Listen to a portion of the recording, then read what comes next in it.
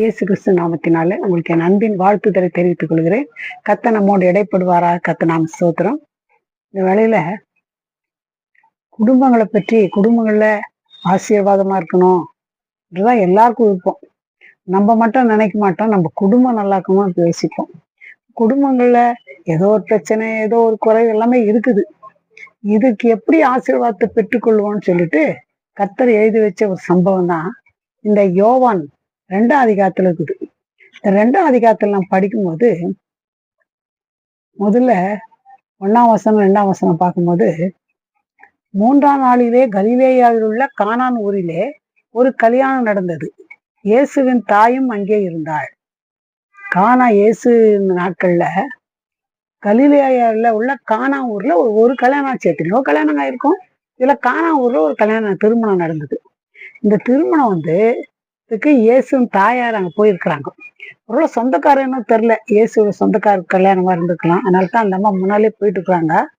அது மட்டும் இல்ல, அது 2ஆம் வசனத்துல யோவான் 2:2 இயேசுவும் அவருடைய சீஷரும் அந்த கல்யாணத்துக்கு அழைக்கப்பட்டிருந்தார்கள்.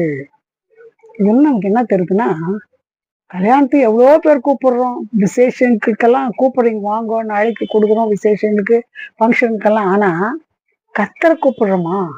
கர்த்தரை அழைக்கணும், கர்த்தரை ஊழியக்காரரை அழைக்கணும், அவங்களை கனப்படுத்தணும்னு கர்த்தரை விரும்புறாரு. அப்போ இவங்க என்ன பண்ணிருக்காங்கன்னா, அந்த திருமணத்துக்கு இயேசுவை அழைச்சிருக்காரு. எத்தனையோ கல்யாணம் நடந்துக்குது, அந்த கல்யாணத்துக்கு இயேசு போன மாதிரி இல்லை பைபிள்ல. இந்த திருமணத்தான் போய்கிறார். அதுவும் முதல்ல ஒரு அற்புதம் செய்தார். எங்க இந்த கானான் ஊர்ல திருமணத்துல, குடும்பத்தில் நடந்த ஒரு சம்பவத்தை. அப்படின்னா குடும்பத்துக்கு ஒரு முக்கியத்துவம் கொடுக்குறார் கர்த்தர். குடும்பம் தான் ரொம்ப முதல்ல. ஆதியில ஆதாமையும் ஏவாளையும் கர்த்தர் என்ன பண்ணாரு? சிருஷ்டித்து வைத்தார். ஆதாம் தனிமையா இருக்கிறது நல்லதில்ல, ஏற்ற துணையா உண்டாக்குவேன்னு ஒரு ஐக்கியத்துக்கு ஒரு குடும்பமா கர்த்தர் ஏற்படுத்தினார். இந்த குடும்ப ஆசீர்வாதத்தை கர்த்தர் எப்பவுமே விரும்புறாரு. நீங்க மட்டும் இல்ல, உங்க குடும்பம் ஆசீர்வாதமா இருக்கணும், ஒரு குறைவா இருக்கக்கூடாதுன்னா கர்த்தர் விரும்புறாரு. அப்போ இதுல நமக்கு என்ன தெரியுதுன்னா, நம்ம குடும்பத்துல குறை இருக்கக்கூடாதுன்னா நம்ம கர்த்தரை கனப்படுத்தணும். கர்த்தரை நம்ம குடும்பத்துல குடும்ப காரியங்களை அழைக்கணும். எல்லா நேரத்துல அவர் அழைக்கணும்னு கர்த்தர் விரும்புறாரு. அழையா வீட்டுக்கு நுழையா சம்பதம்னு ஒரு பழமொழி சொல்லுவாங்க. அவர் கூப்பிட்டாதான் ஒரு ரொம்ப ரெஸ்பெக்ட்ஃபுல்லா நடந்துக்கிற ஆண்டவர் நம்ம ஆண்டவர். நம்ம எல்லா காரியத்தையும் அவர் அழைக்கணும், நம்ம தேவைகளுக்கெல்லாம் அழைக்கணும், அவரை நம்ம அழைக்கணும்னு கர்த்தர் விரும்புறாரு. அதனால நீங்க எப்பவுமே சிலர் என்னத்துக்கு அது வார்த்தை இதெல்லாம் கொடுத்துக்கிற ஆண்டவன்னா, சிலர் அவங்கள கூப்பிடுவாங்க, இவங்களை கூப்பிடுவாங்க, அவங்க எல்லாமே செய்வாங்க. கர்த்தருக்கு மட்டும் முதலிடமே கொடுக்க மாட்டாங்க. கர்த்தருக்கு கூப்பிடணும், ஜெபம் பண்ணணும். எப்படி கூப்பிடுறது? ஜெபம் பண்ணணும். ஜெபம் பண்ணத்தான் நம்ம ஆண்டவர் எங்க வீட்டுல வாங்க, என் குடும்பத்துல வாங்க, குடும்பத்தை தங்கி இருங்கன்னு கூப்பிடணும். அந்த மாதிரி சிலர் போறது, வர்றது, சமைக்கிறது, சாப்பிடுறது, சம்பாதிக்கிறது எல்லாமே செய்வாங்க. கர்த்தருக்கு முதலிடம் கொடுக்க மாட்டாங்க, கர்த்தரை அழைக்கவும் மாட்டாங்க. கர்த்தர் இது கர்த்தர் நம்மளுக்கு எதிர்பார்க்கிறாரு. அதனாலதான் உங்களோட கர்த்தர் உங்களை உயர்த்தணும், குறைகள்லாம் நிறைவாக்கணும் விரும்புறாரு. அதான் கர்த்தர் பர்டிகுலர் உங்களோட கர்த்தன் வசனம் மூலமா பேசுறாரு. பாருங்க, வசனம் சொல்றதுனாக்கா மத்தேயு 6:33 முதலாவது தேவனுடைய ராஜ்யத்தையும் அவர் நீதியும் தேடுங்கள், அப்பொழுது இவ்வளவு எல்லாம் உங்களுக்கு கூட கொடுக்கப்படும். வீட்டுல ஏதோ குறை இருக்குதா? எவ்வளவோ சம்பாதிக்கிறோம், பொத்தல் பையில போட்ட மாதிரிதான் இருக்குது. இன்னைக்கு கூட ஒருத்தரை பார்த்து பேசினேன். ஐயோ, 30,000 40,000 சம்பாதிக்கிற தங்கச்சி, ஆனா ஒரே 10 ரூபாய் கூட 10 பைசா கூட மீறது இல்ல. எல்லாம் குடி குடி குடி போயிடுது, வேணா போயிடுதுன்றான் வருத்தப்பட்டாங்க சொல்லி. இது காரணம் என்னன்னா, கர்த்தரை தேடல, கர்த்தருக்கு முதலிடம் கொடுக்கல, கர்த்தரை தூரப்படுத்திட்டாங்க. கர்த்தருக்கு வாழ்க்கையில குடும்பத்துல முதலிடம் கொடுப்பாயானா கண்டிப்பா உன்னை ஆசீர்வதிப்பாரு. இது நிச்சயம். இதுதான் குறையா இருக்குது. அவங்க இயேசுவை அழைச்சாங்க. இப்ப நம்ம என்ன பண்ணோம்? இயேசுவை நம்ம வீட்டுக்கு அழைக்கணும். அவங்க திருமணத்துக்கு அழைச்சாங்க, நம்ம திருமணத்துக்கு ஆண்டவரே எங்க வீட்டுக்கு வாங்க. கல்யாணத்துக்கு அழைக்கப்பட்டு இருந்தார்கள். அழைச்சு கூட என்ன பண்ணாங்க? கல்யாணத்துக்கு வந்தாங்க. நம்மளாம் கல்யாணத்துக்கு திருமணம் என்ன பண்ணுவோம்? அவங்களுக்கு ஏதோ கிஃப்ட் கொடுப்போம். கிஃப்ட் கொடுத்து என்ன பண்ணோம்? சாப்பிட்றோமோ சாப்பிட்டு வந்துடுவோம், அவ்வளவுதான், சாப்பிட்டு வந்துடுவோம். ஆனா அங்கேயே இருந்தாங்கன்னா அவங்களுக்கும் கர்த்தருக்கு ஒரு பிரியம் இருந்துக்குது.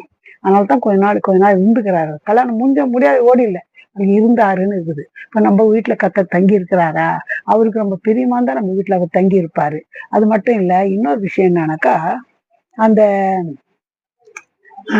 மரியாள் அவங்க தாயார் என்ன பண்ணாங்கன்னா, திராட்சை ரசம் குறைவுபட்டதுனால இந்த 3ஆம் வசனம், திராட்சை ரசம் குறைவுபட்ட போது இயேசுவின் தாய் அவரை நோக்கி, அவளுக்கு திராட்சை ரசம் இல்லை என்றார். திராட்சை ரசம் இல்ல, யார்கிட்ட சொல்றாங்க? இயேசு கிட்ட. இயேசு கிட்ட சொல்ல வேண்டிய வேலை என்னக்குது? அவரும் இவங்க மாதிரி ஒரு கல்யாணத்துக்கு வந்த நபரு. ஆனா திராட்சை ரசம் ஆயிடுச்சுன்னா எங்க போய் சொல்லணும்? இயேசு கிட்ட சொல்லணும். ஒருவேளை வீட்டிலே சில அற்புதம் கூட செய்திருப்பாரு, அதை எழுதப்படல. அப்போ அதெல்லாம் அவருக்கு வல்லமை இருக்குது, இது செய்ய முடியும்னு அந்த அம்மா தாயார் நம்பிதான் முதல்ல இயேசு கிட்ட வந்து சொன்னாரு. இதுல நமக்கு என்ன தெரியுதுனாக்கா, நம்ம தேவை எதுவா இருந்தாலும் இயேசு கிட்ட விண்ணப்பம் பண்ணணும், சொல்லணும், ஜெபிக்கணும்னு கர்த்தர் விரும்புறாரு. முதல்ல அழைக்கணும். அழைச்சா நம்ம வீட்டுக்கு வருவாரு. பாருங்க, எங்கெங்க அழைக்கிறாங்க அந்த இடத்துல ஒரு அற்புதம் பண்றாரு. பேது மாமி வீட்டுக்கு அழைச்சுன்னு போனாங்க. அந்த அம்மாவுக்கு பயங்கர ஜுரம், அப்படியே படுத்துட்டு இருந்தாங்க, ரொம்ப முடியாத நிலைமை. அந்த நிலைமையில இருந்தப்போ என்ன நடந்துச்சுனாக்கா, இயேசுவை அழைச்சதுனால இயேசு என்ன பண்ணாரு, அந்த இடத்துல ஒரு அற்புதம் பண்ணார். ஒரு அற்புதம் பண்ணி என்ன பண்ணாருன்னா, இயேசுவை அழைச்சா கண்டிப்பா என்ன செய்வாருன்னா, இயேசு நம்ம வீட்டுக்கு அழைச்சா ஒரு அற்புதம் நடக்கும், ஏதோ ஒரு உதவி வைப்பாரு. பேதுரு மாமி ஜுரமா இருந்தாங்க, அவங்க வீட்டுக்கு அழைச்சாங்க. பயங்கர ஜுரம், பயங்கரமா இருந்துச்சு. அங்க போனா ஒரு ஜுரத்தை கட்டளையிட்டாரு. அந்த ஜுரமெல்லாம் போயிட்டு உடனே டயர்ட்னஸ் கூட இல்லை, உடனே எடுத்து அவங்க பணிவிட செய்தான்னுக்குது. இப்ப வியாதியில இருந்து சுகம் கொடுப்பாரு, அப்புறமா பிரச்சனையில இருந்து கத்த விடுதலை ஆப்பாரு, தேவையில சந்திப்பாரு. அதனால இயேசுவை அழைக்கிறது நம்ம கடமை. அழைச்ச பிறகு இந்த திராட்சை ரசம் குறைஞ்சிட்டு, திராட்சை ரசம் விசேஷம் அவங்களுக்கு. அப்படி திராட்சை ரசம் ரொம்ப கேவலமா பேசியிருப்பாங்க எல்லாரும். என்ன கல்யாணம் பண்ணாங்க, திராட்சை ரசமே கொடுக்கலன்ற அளவுக்கு ஆயிட்டு இருக்கோம். ஆனா அந்த திராட்சை ரசம் குறைப்பட்ட போது நம்ம மரியாள் போய் இயேசு கிட்ட சொன்னாங்க. அப்போ நம்ம தேவையில் எதுவா இருந்தாலும் இயேசு கிட்ட சொல்லணும். என்ன விஷயம்னா, நம்ம தேவையில ஊத்து சொல்லுவாங்க. இன்னும் எங்களுக்கு என்ன ஜெபம் பண்றோம்னா, நம்ம இயேசு தேடுறோம்னா எங்களுக்கு எவ்வளவு குறைக்குதுன்னா, இயேசு வீட்டுல இருந்தா குறையெல்லாம் போயிடும்னு சொல்ல முடியாது. இயேசு வீட்டுல இருந்தாலும் குறை இருக்கலாம், ஏன்னா நம்ம உலகத்துல தான் இருக்கிறோம். ஆனா குறை ஏற்பட்டுச்சு, இயேசுவோடு இருந்தாலும் குறை இருந்தாலும் மரியாள் போய் என்ன பண்ணாங்க, விண்ணப்பம் பண்ணாங்க, விஷயத்த சொன்னாங்க. அப்போ நீங்கள் ஒன்றுக்கும் கவலைப்படாமல் எல்லாவற்றை குறித்து சோதரத்தோட கூடிய வேண்டுதலினாலும் விண்ணப்பத்தினாலும் தேவனுக்கு தெரியப்படுத்துங்கள். உங்க தேவை எதுவா இருந்தாலும் நம்ம சும்மா இருக்கக்கூடாது, அவர்கிட்ட போய் சொல்லணும்னு விரும்புறாரு.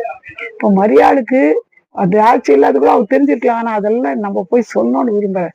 கேளுங்கள் அப்போது கொடுக்கப்படும், தேடுங்கள் அப்போது கண்டடைவீர்கள், கட்டுங்கள் அப்போது திறக்கப்படும் வசனம் சொல்லுது. அப்போ நம்ம கேட்கணும்னு விரும்புறாரு.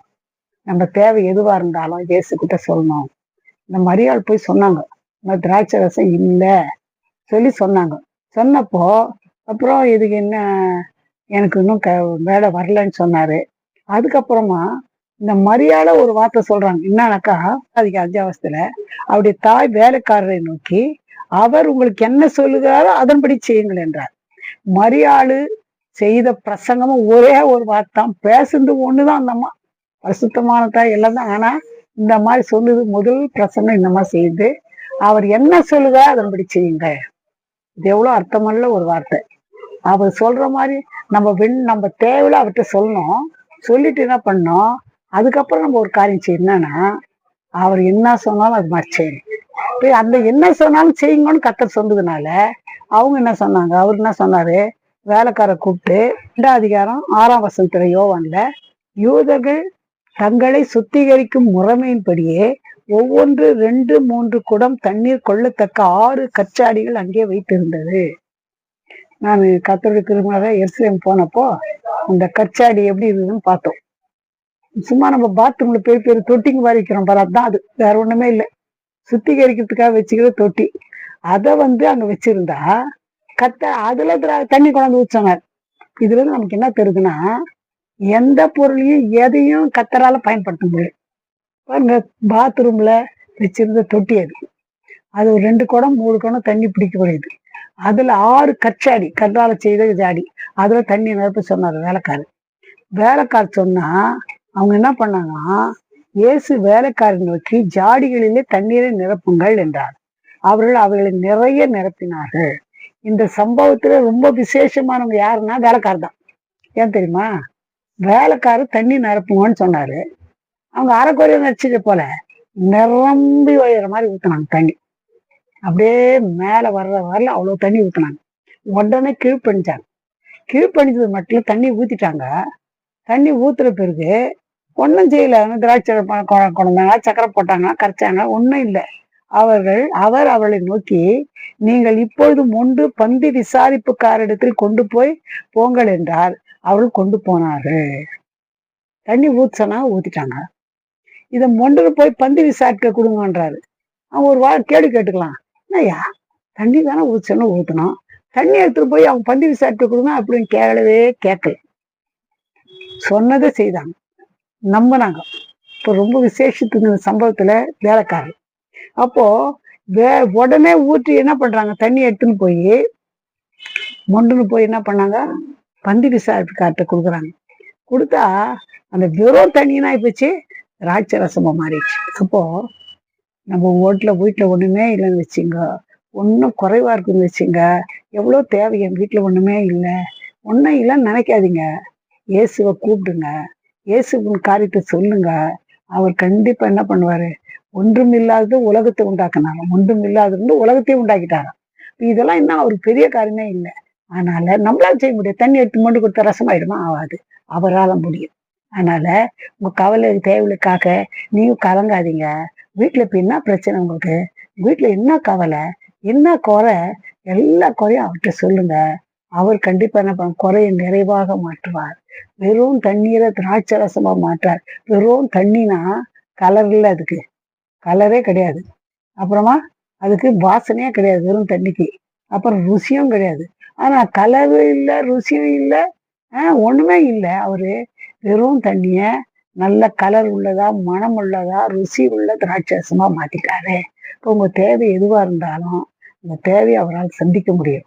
அவங்க வியாதியை சுகமாக்க முடியும், பிரச்சனையை மாற்ற முடியும், குழப்பங்களை சரி செய்ய முடியும். அது என்ன காரியமா இருந்தாலும் அவரால் செய்ய முடியாது ஒண்ணுமே இல்லை. குறைகளை நிறைவாக்க அவரால் முடியும்.